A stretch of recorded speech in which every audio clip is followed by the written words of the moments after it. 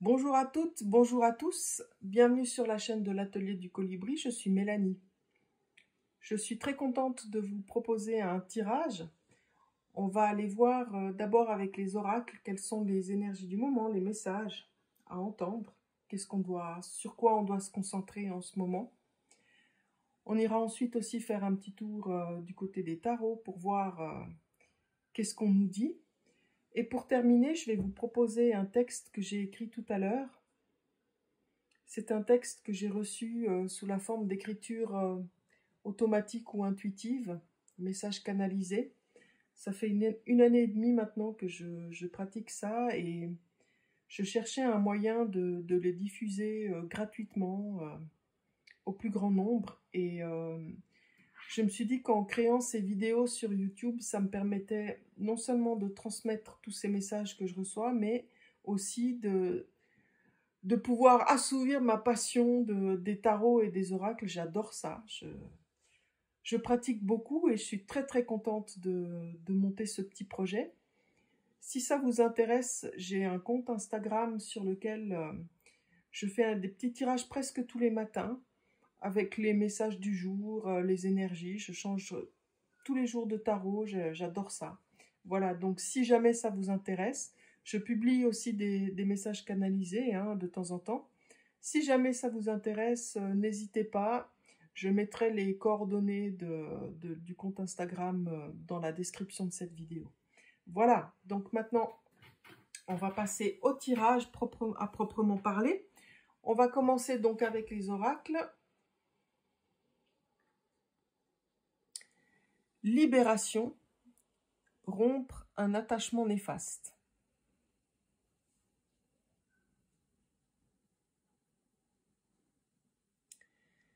Alors, il est possible qu'ici, on nous parle soit de se libérer d'addiction, le tabac, l'alcool, des choses comme ça. Ou alors se libérer aussi émotionnellement de choses qui tirent vers le bas de façon générale. Parce que cette colombe, elle donne l'impression de s'envoler comme ça. Et c'est-à-dire de partir, d'ascensionner, d'aller vers le haut, de s'élever. C'est possible aussi que si parmi vous, il y en a qui ont traversé une période de chagrin, d'épreuve, on vous annonce que gentiment, c'est la fin de cette période. En tout cas, quelle que soit l'épreuve que vous avez traversée, bravo. Bravo d'en être là, bravo d'avoir su affronter ce que vous avez affronté. Et bienvenue à des jours meilleurs. Joie. Vous vous délectez de l'amour de la vie et vous apportez un esprit ludique dans tout ce que vous faites.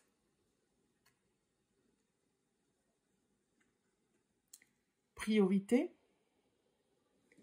Vous comprenez l'importance primordiale de manifester l'amour dans toutes les situations. Pardon. Vous êtes maintenant en mesure d'activer le pouvoir de l'amour afin de libérer les souffrances du passé.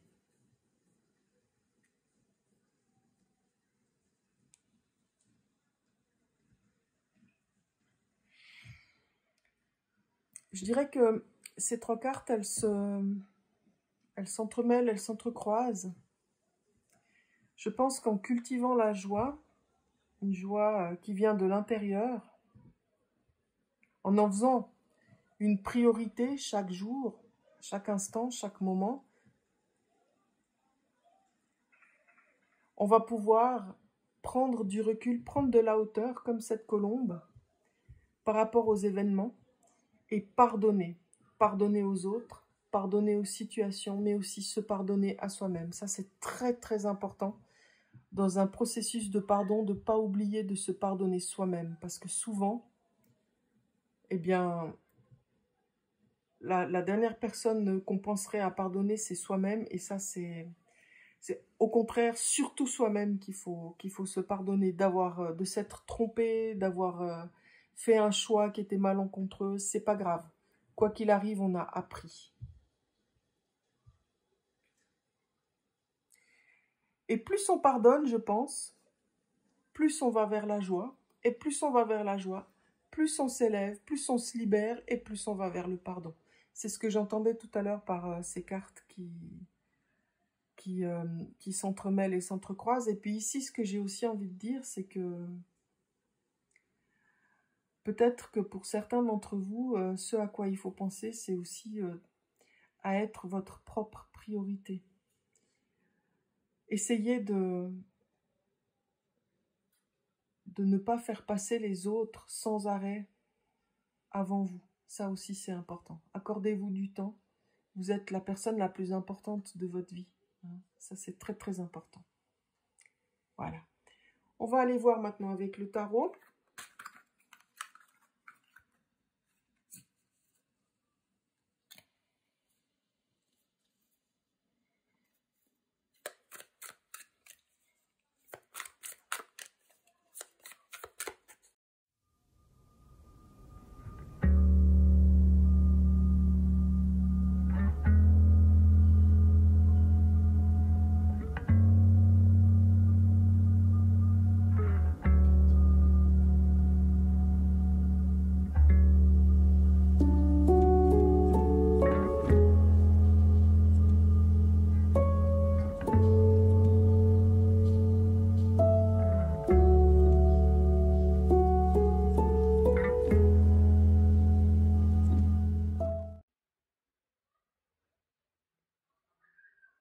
Alors, le page d'épée,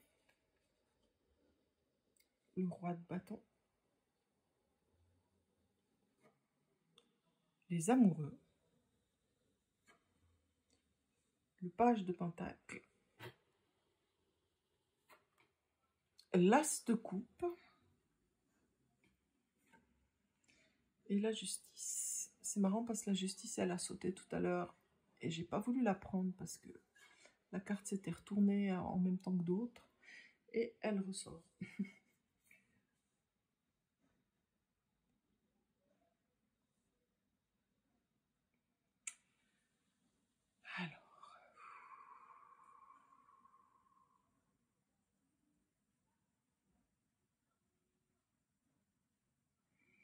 Alors ici, ce que je ressens, moi, c'est une certaine impatience.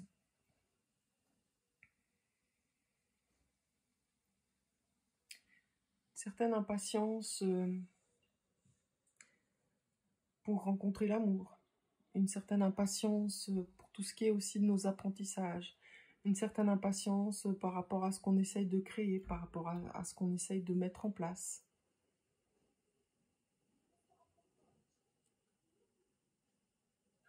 C'est comme si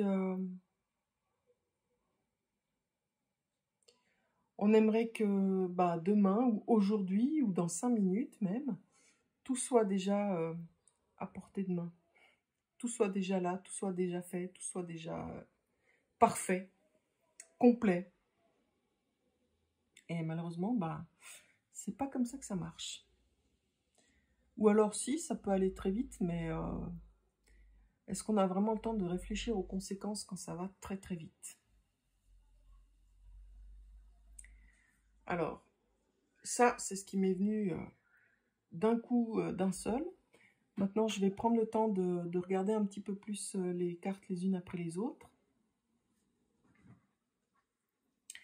Je dirais que quelle que soit votre situation,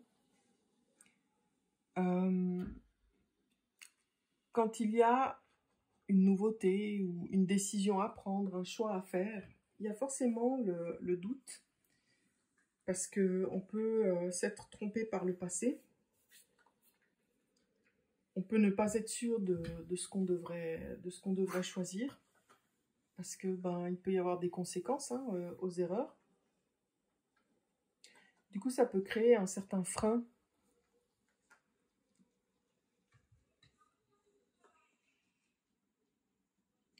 Or, le fait de faire un choix après avoir tranquillement posé, examiné les choses, le fait de faire ce choix implique qu'on accepte le risque qui va avec.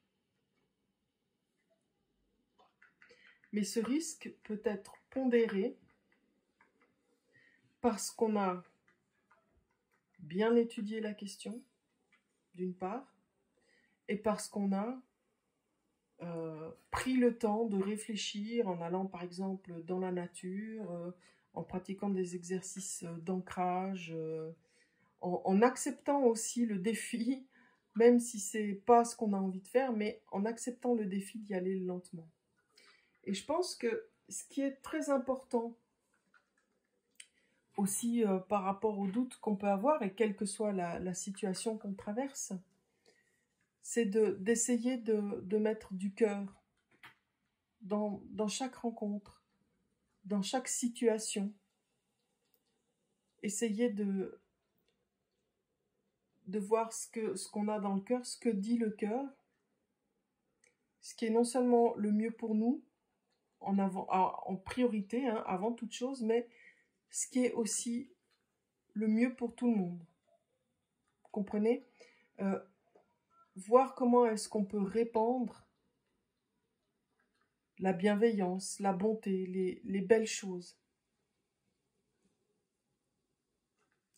Parce que je pense que même quand une situation, elle est difficile, qu'on s'est moqué de nous, qu'on a eu des problèmes, la haine, rester dans la haine ou des sentiments négatifs de vengeance, en fait, ça fait pas avancer la situation.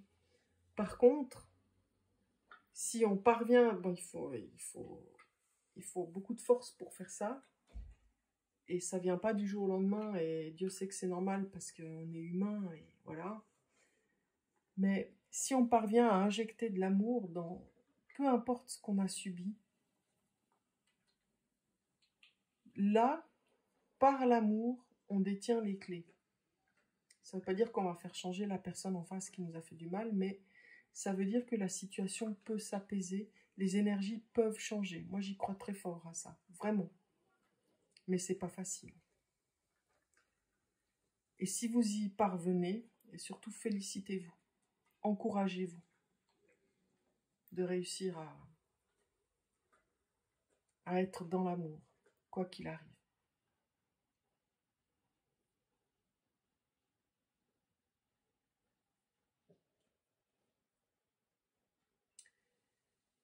Je pense que on parle aussi ici de reprendre ou de prendre, de récupérer, ça dépendra d'où vous en êtes, votre place, votre juste place, votre propre autorité, hein, que ce soit dans votre vie, que ce soit dans une situation plus précise, dans un cas particulier. Ici, on vous demande d'assumer, toujours en ayant ce regard empli d'amour et de bienveillance, hein, toujours, mais d'oser assumer ce qu'on pense, assumer qui on est, assumer son physique, assumer ses choix, assumer sa manière de penser, assumer sa manière de vivre, assumer sa manière de s'habiller aussi, pourquoi pas, hein. Toutes ces choses-là, tout ce qui font qu'on est nous, demande à être assumé. C'est important.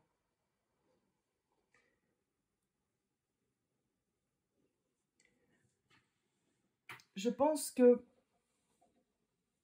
on cherche tous de manière plus ou moins constante et de manière plus ou moins consciente, de manière plus ou moins volontaire, à vivre avec un certain équilibre. Que ce soit matériellement, que ce soit la santé, que ce soit les relations. On cherche tous à vivre selon un certain idéal et avec un certain équilibre.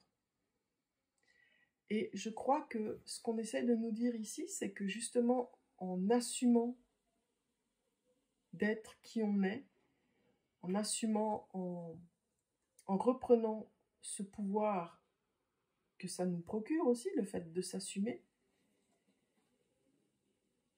eh bien, c'est vers cet équilibre qu'on va tendre.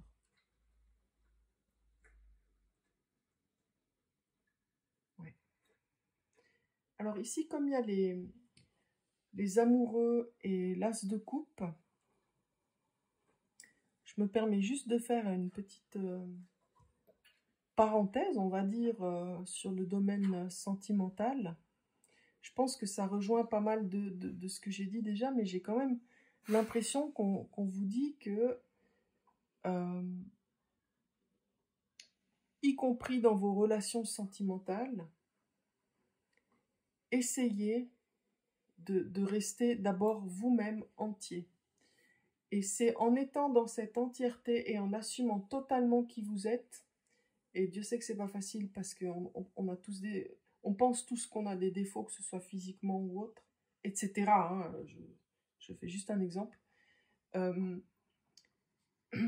J'ai perdu le fil.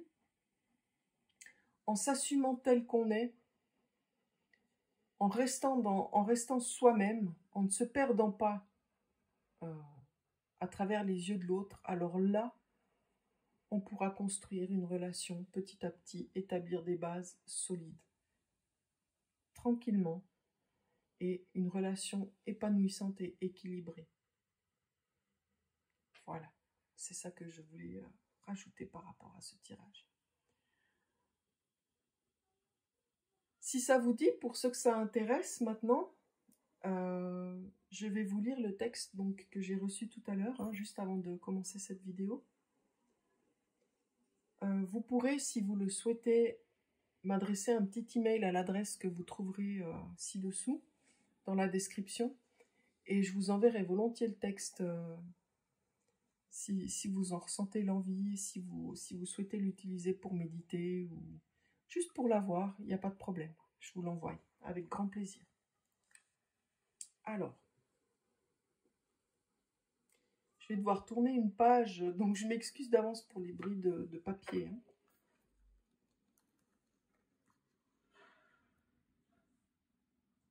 Quel est ce don? Quelle est cette aptitude?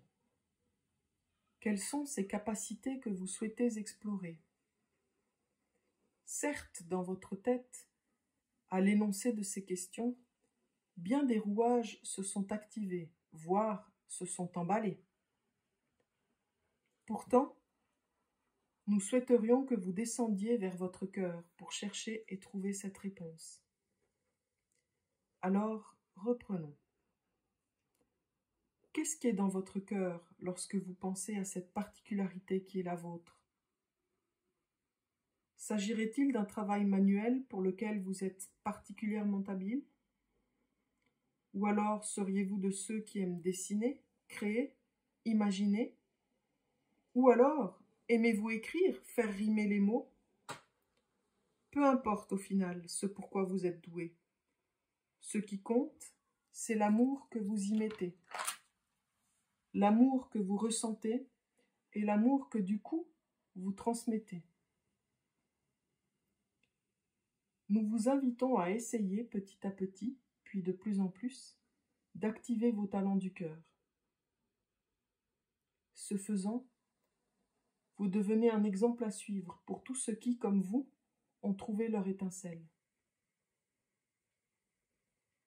Sachez qu'en vous activant pour donner vie à ce que vous aimez, vous permettez à vos corps énergétiques de se stabiliser, de s'élever, et par là même, les petits tracas vous sembleront de plus en plus lointains. Soyez bénis, tous, pour vos talents. Répandez votre amour.